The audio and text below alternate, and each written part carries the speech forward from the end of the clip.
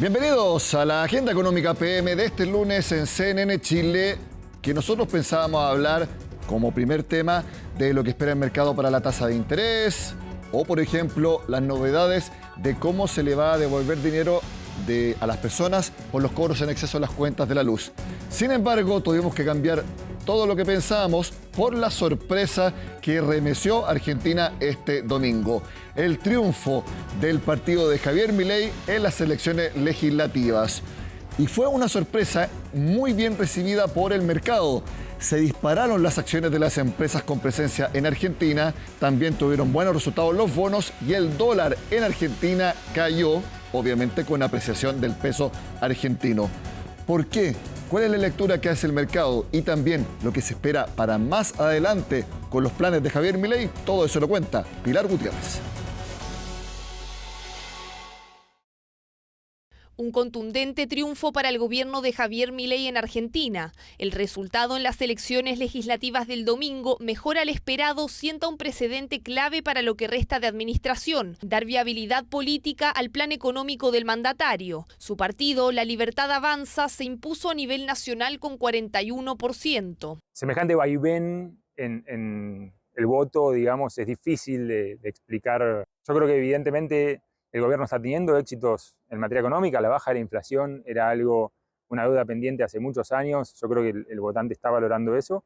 Y también seguramente hay preocupación, digamos, de que se vuelva a políticos de tinte kirchnerista. Con los escaños que ganó el oficialismo, las reformas estructurales al sistema de jubilación, laboral y tributario tienen mejores perspectivas para salir adelante. Temas clave para garantizar una mayor certeza jurídica e impulsar el crecimiento. Que se siga con la agenda desregulatoria y que Argentina se vuelva un país más competitivo y con menos distorsiones, más abierto al mundo, pero si la política va a seguir siendo de tener la monetaria, de tener un tipo de cambio real atrasado o un peso muy fuerte, yo creo que vamos a necesitar políticas micro, ¿no?, que mejoren la competitividad de la economía argentina, que van a tener que venir por ese lado, por el lado impositivo y por la reforma laboral. Dentro del plan Argentina Grande Otra Vez que propone Milei, uno de los puntos centrales es la reforma al régimen laboral. Esta busca dar mayor previsibilidad a las empresas e incentivar la contratación formal,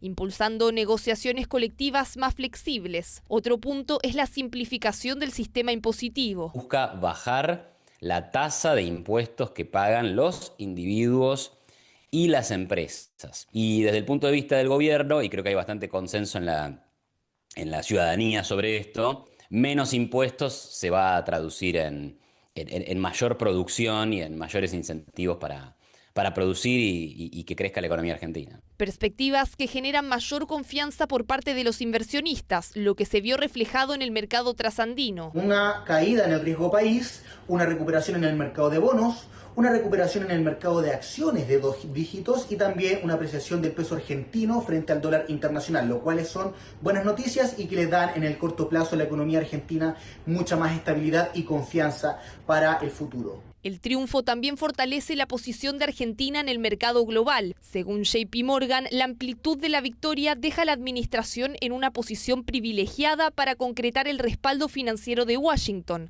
que brindará una asistencia de $20.000 millones de swap de divisas y un paquete adicional de financiamiento por el mismo monto. Qué gran pregunta, me encanta esa pregunta, porque fue una gran victoria. En Argentina, quiero felicitar al vencedor, que fue un gran vencedor y recibió mucha ayuda de nuestra parte. Le di mi apoyo, un apoyo muy firme, y fue realmente inesperado conseguir una victoria así. Algunos pensaban que sería difícil ganar, y no solo ganó, sino que ganó por mucho. Así que Argentina, eso fue algo fantástico. La euforia del mercado argentino se traspasó a la bolsa chilena. Las acciones de Cencosud, Embotelladora Andina y CCU, que tienen presencia en el país trasandino, también subieron entre 3 y 7% esta jornada. Revisemos cómo han sido los números de la verdadera motosierra que ha aplicado Javier Milei, específicamente respecto a bajar el gasto fiscal en Argentina. El déficit primario tiene que ver con déficit o superávit fiscal, pero sin intereses de la deuda. En cambio, el financiero involucra los pagos de intereses de deuda. ¿Y qué es lo que dicen ambos números? En 2023 eran 2,7% y 6,1% del PIB respectivamente. Fíjense cómo cambió bastante para 2024. El superávit primario sin intereses de la deuda, 1,8%, o sea, pasó de déficit a superávit. Y también lo mismo en el superávit financiero, que involucra el pago de los intereses, que pasó de un año a ser menos 6,1% del PIB, es decir, déficit, a ser un superávit de 0,3%. Ambos indicadores muestran el cambio absoluto entonces al pasar de déficit a superávit fiscal en el gobierno de Javier Milei. Bueno, eso por el lado de los números fiscales. Veamos ahora cómo está el control de la inflación, algo fundamental para el plan que tiene el presidente del Partido de la Libertad Avanza. La inflación anual en 2023 fue 211,4%. ¿Cuánto fue el año pasado? 117,8%. Y este año, de enero a septiembre, la inflación acumula 22%, sin duda también un cambio muy fuerte. Ha habido también bastante polémica en los números de la pobreza, porque son enormes en Argentina, han ido bajando, pero hay polémica también en la forma de medirlos. ¿Pero qué es lo que dicen estos números? En el primer semestre de 2023, la pobreza en Argentina estaba en 40,1%. En el primer semestre de 2024 subió a más de la mitad de la población, 52,9%.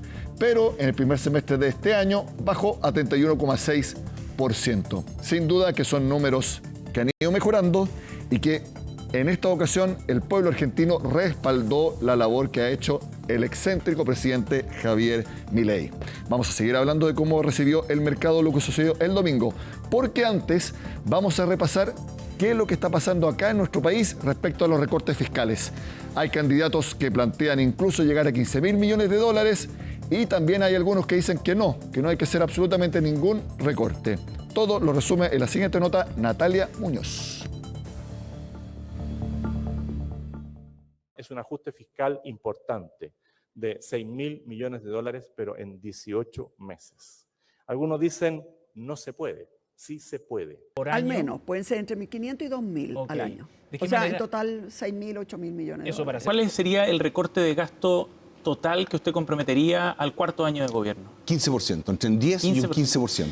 Sin duda, el escenario fiscal ha sido objeto de debate por parte de los candidatos presidenciales. Propuestas de recortes que algunos han calificado como imposibles. Una de las medidas más polémicas, los 6.000 millones de dólares de reducción en 18 meses que propone el candidato del Partido Republicano José Antonio Kast. ¿Cómo lo harían? Lo explica su asesor económico. El fraude en las licencias médicas, tanto en el sector público como en el sector privado. Tenemos un fraude en la evasión del transporte público. Tenemos un fraude social, que montones de personas acceden a beneficios sociales mediante el engaño en la declaración de información. Lo segundo es por un ahorro mediante vías de eficiencia en el sector público. Ajuste en ciertos programas no sociales, en ciertos programas atomizados. Y lo tercero es una política, la verdad, de austeridad fiscal. La propuesta de recorte del candidato del Partido Nacional Libertario, Johannes Kaiser, es entre 12.000 millones y 15.000 millones de dólares en un eventual gobierno. Lo harían principalmente fusionando ministerios y dejando solo 9. En esta reducción, en esta reorganización, reestructuración de los ministerios, se puede ahorrar entre un 1,5 y un 2% del PIB. Más o menos 6.000 millones de dólares. Eso lo tenemos catastrado con nuestro equipo que está haciendo la auditoría del Estado, que tenemos todos los datos de todo. ¿Y ese es el recorte fiscal que tienen pensado? No. Luego vamos a eliminar todas las transferencias a las fundaciones y ONGs. Por su parte, la candidata presidencial de Chile Vamos, Evelyn Matei, propone reducción de gasto entre 1.500 millones y 2.000 millones de dólares al año. En total 6.000, 8.000 millones de dólares. No licencias médicas. Nosotros habíamos calculado más o menos 700 millones de dólares antes que la Contralora empezara a hacer todos estos cruces. Lo segundo es en compras públicas. Ahí estamos pensando más o menos en 350 millones de dólares, más o menos 450 millones de dólares en baja de viáticos, de horas extras y de personal. ¿Programas mal evaluados? Programas mal evaluados. El candidato del Partido de la Gente, Franco Parisi, afirmó que recortaría 15% el gasto en un eventual gobierno. Esta reducción que estamos haciendo nosotros es un dinero quemado. Porque el recorte vendría por el gasto en sueldo, fundamentalmente. Sí, claro. No, y además también por varios proyectos que no sirven para nada. Y desde el oficialismo, la candidata Yanet Jara reafirma en su programa de gobierno que no tienen contemplado recortes de gastos. ¿Ustedes no plantean recorte de gasto o no, Luis Eduardo? No. ¿Vamos a recortarle la PGU a los pensionados? ¿Vamos a cortarle el almuerzo a los niños que van a los colegios? Por favor, hay que buscar algún mecanismo que sea razonable a lo largo del tiempo. Al igual que los candidatos independientes Marco Enrique Sominami, Eduardo Artés y Harold May Nichols, no mencionan en sus programas un eventual recorte de gasto. Como lo vimos al principio, el mercado destacó la victoria de Javier Milei en las elecciones legislativas de Argentina. Es por supuesto también el comentario de este lunes junto a Diego Bobadilla, Head de Portfolio Solutions de BTG Pactual. Diego, gracias por estar con nosotros. Encantado, Nicolás. Nosotros conversamos temprano. ¿Qué vamos a hablar? ¿Tasa de interés o Argentina? Y quedamos en que dependía de lo que estuvieran preguntando los clientes durante la mañana de este lunes y luego conversamos y no hubo dos lecturas. 100% había que hablar de Argentina. Sí, efectivamente. Argentina hoy día fue muy sorpresivo el triunfo ayer. La reacción de los mercados financieros, como lo han comentado ustedes, ha sido muy violenta y hay mucho interés. Pero también hay mucho interés porque en esta oportunidad, a diferencia de cuando fue presidente Macri, yo creo que los inversionistas locales no estaban tan preparados para esto que está ocurriendo en Argentina. La vez anterior, con Mauricio Macri, cuando salió electo, se lanzaron distintos vehículos de inversión, las famosas LEAX en Argentina, donde se podía invertir en tasas muy altas y beneficiarse del tipo de cambio. Fue algo que el mercado financiero lanzó en masa, pero con un desastre finalmente. Muchos de esos fondos perdieron prácticamente todo. Entonces, en esta oportunidad, el mercado financiero ha sido mucho más cauto al sacar productos. Pero la verdad que, dadas las noticias de ayer, que son súper sorpresivas después de las elecciones regionales en Buenos Aires, hay más interés, porque también hay un cierto retraso un poquito, yo creo, el inversionista local que quizás no tenía tanta fe de que pudiéramos llegar a este punto. Así que hay bastante interés. La lectura del mercado es que lo que sucedió este domingo puede extender aún más no solamente gobierno de Javier Milei, sino que de las políticas de la libertad avanza, desregulación financiera, descenso en las tasas impositivas, más recorte fiscal, control de la inflación, y que no va a ser un péndulo de que, por ejemplo, cuando termine el gobierno de Javier Milei pueda perder la elección y vuelva el peronismo. ¿Eso es lo que está destacando el mercado, que puede ser una continuidad? Es que ese finalmente es el punto de tope. En 4 años, en muy pocas partes se logran hacer cambios tan relevantes. Por lo tanto, lo que ha ocurrido, le pasó también a Macri, cometió errores puntuales y finalmente no alcanzó a generar un cambio fuerte. También venía con algo menos deteriorado, también le habían entregado algo que no estaba tan deteriorado como lo que pasó con Milei, en que la verdad que la gente ya estaba muy cansada de algunos puntos. Por lo tanto, los cambios que tiene que generar normalmente toman más años. Acá en Chile tuvimos gobiernos dictatoriales en que se hicieron cambios económicos, tardaron entre 3 y 3 años y medio. Por lo tanto, hacer un cambio potente en Argentina en menos de 4 años, la verdad que es una hazaña. Pero si eso da paso a 4 años más, en 8 años, la verdad que se pueden hacer muchas más cosas, sobre todo si uno tiene el punto de partida inicial, en que no tiene que cambiar todos los equipos en el gobierno, ¿cierto? Hay un periodo de instalación de los gobiernos en que se pierde tiempo, al final también hay un periodo de campaña, por lo tanto, una continuidad da espacio para que las reformas vayan tomando forma, valga la redundancia, y que vayan dando resultados. Y eso hoy día, con el Congreso a su favor, le permite avanzar mucho más rápido, para que esos efectos sean más rápidos, para poder llegar de la mejor forma posible a una eventual reelección. Y eso sería un cambio bien interesante de la forma en que el mundo mira a Argentina en términos económicos. Porque la verdad que los últimos, prácticamente no hay nadie, yo creo que no hay nadie vivo que haya visto a Argentina en una situación económica regular como otros países. Por lo tanto, sería un cambio súper relevante para la región. Entonces, hoy día se ven oportunidades de inversión de corto plazo, pero si esto se va dando, la verdad que se empieza a generar un polo de atracción de inversión del más largo aliento. ¿Cuán importante fue el apoyo tanto del gobierno de Donald Trump como también que esos 20.000 millones de dólares en swaps pudieran llevar a otros 20.000 millones de dólares por parte de la banca privada? Ese hito, ¿cuán importante fue a juicio de ustedes? Mira, yo creo que en general, si bien ayuda en este tipo de cosas, no fue algo trascendental. Yo creo que lo que está ocurriendo dentro de Argentina es más bien interno. Mauricio Macri tuvo el préstamo del Fondo Monetario Internacional más grande que habían tenido en la historia. En general, las instituciones internacionales vienen tratando de ayudar a Argentina desde hace bastante tiempo. De hecho, también cuando salió Macri sacaron a Argentina del mercado de frontera, pusieron en mercados emergentes, lo cual habilita a un montón de fondos de inversión a que puedan entrar en ese mercado a invertir. O sea, normalmente le han ayudado, si no es el Fondo Monetario Internacional u otros organismos internacionales, en este caso fue Donald Trump. Yo creo que la voluntad general del mundo, entre comillas, está por tratar de arreglar un poco la situación o normalizar la situación de Argentina. Lo que cambió en esta oportunidad yo creo que es más el factor interno de apoyo. A pesar de ser un país tan grande, el mercado financiero argentino es muy pequeño.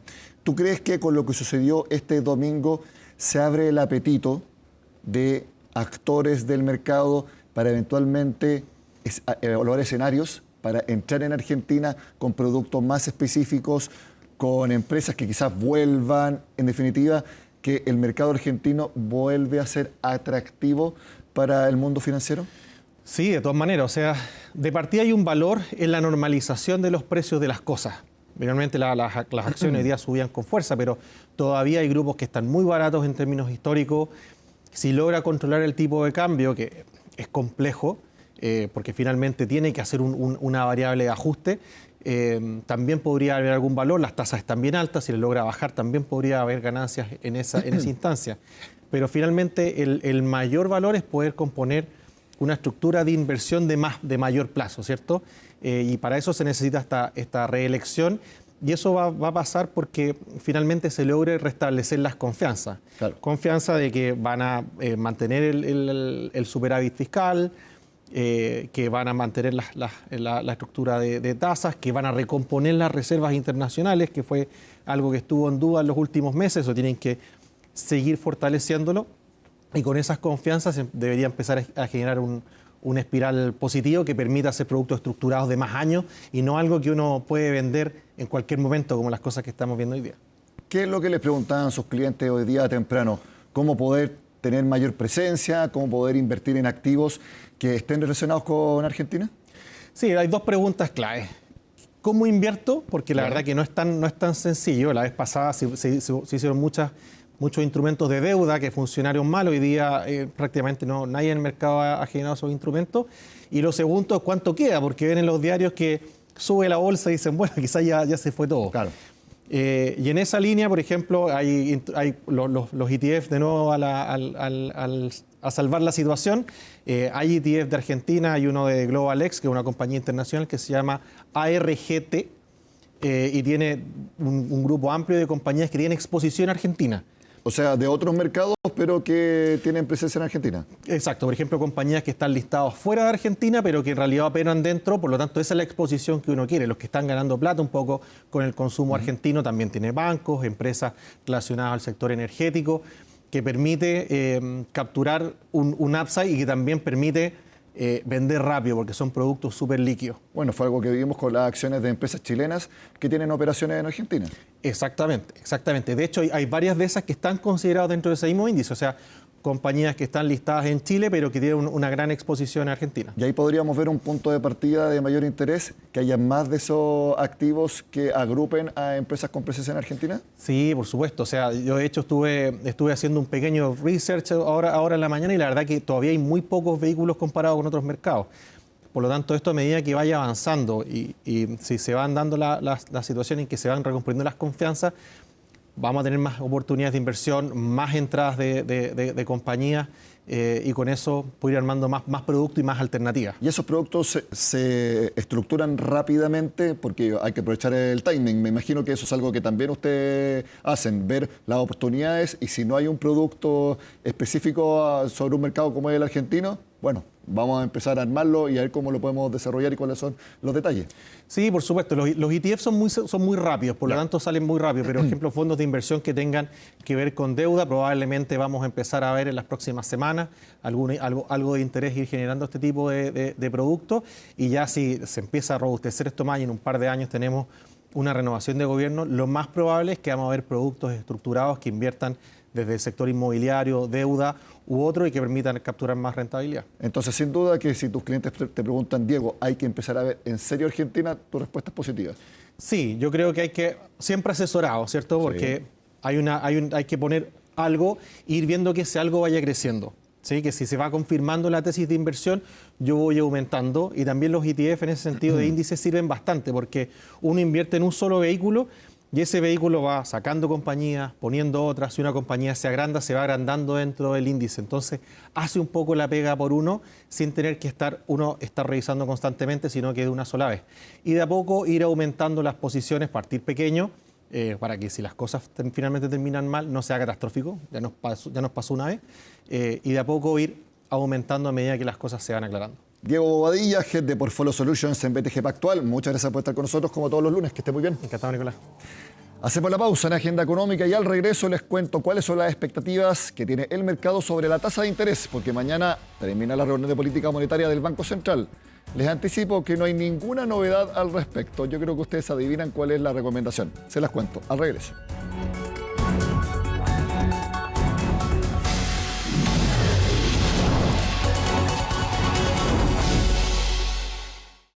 Este lunes comenzó la reunión de política monetaria del Banco Central, termina el martes a las 6 de la tarde y por supuesto que acá en Agenda Económica PM les contaremos qué decidió el ente emisor. Pero la verdad, no hay prácticamente ninguna disyuntiva o dos opiniones. Todos creen que el Banco Central va a mantener la tasa de interés en 4,75%, tal como lo opina el Grupo de Política Monetaria. No se ha consolidado aún la convergencia de la inflación y hemos visto que hemos tenido turbulencia, de repente sube, baja, pero todavía nos falta camino por recorrer para consolidar eso y por lo tanto la recomendación es prudencia con la tasa de política monetaria hasta justamente ver que hayan señales mucho más claras de esa convergencia del 3% anual. Ha sido un camino largo, lamentablemente, la inflación tiene inercia y en los últimos metros, digamos, hasta terminar la carrera, normalmente pasa eso. Entonces, bueno, hay que tener paciencia y lamentablemente, bueno, tenemos que ver que esa convergencia inflacionaria se produzca, cosa que aún no ocurre. La semana pasada la encuesta de operadores financieros también dijo lo mismo. En octubre no se moverá la tasa de interés, por lo tanto el Banco Central la mantendrá en 4,75%. Esto es el recuerdo, el Banco Central preguntándole a los analistas, no es el Banco Central haciendo estas proyecciones. Ya, entonces, la reunión de mañana 4,75%, sin cambios. En diciembre sí habrá un recorte a 4,5% y luego en abril el siguiente recorte y quedaría ahí en 4,25% y sin ningún cambio en adelante, al menos con la información que hay ahora. Por eso cuando le preguntaron a los analistas qué es lo que pasará en las reuniones de octubre de 2026 y octubre de 2027, la respuesta fue la misma, 4,25%. Esa sería entonces la tasa neutral de nuestra economía, al menos por ahora. Bueno, como les decía entonces, en la Agenda Económica PM de este martes les contaremos qué fue lo que decidió el Banco Central y también los argumentos para la decisión que tomen. Y vamos a seguir con las cuentas de la luz porque según el gobierno, a partir de enero y por varios meses, habría un descuento de 2.000 pesos en promedio en las cuentas de la luz. Lo explica el viceministro de Economía y de Energía. Bueno, le conté al presidente que ya tenemos un acuerdo con las generadoras que se suma al acuerdo ya logrado con una empresa de transmisión que va a permitir devolverle a todos los chilenos y chilenas exactamente el monto que habían sido cobrados en exceso. A partir del 1 de enero, todos los clientes del sector eléctrico van a recibir en su cuenta el monto que les va a ser transferido mes a mes durante el próximo periodo de fijación tarifaria, esto es de enero a junio. De esta forma termina la primera Agenda Económica PM de esta semana. No quiero ser majadero, pero se lo repito. Les contaremos qué decide el Banco Central en la Agenda Económica PM de este martes. Sigan con nosotros en CNN Chile.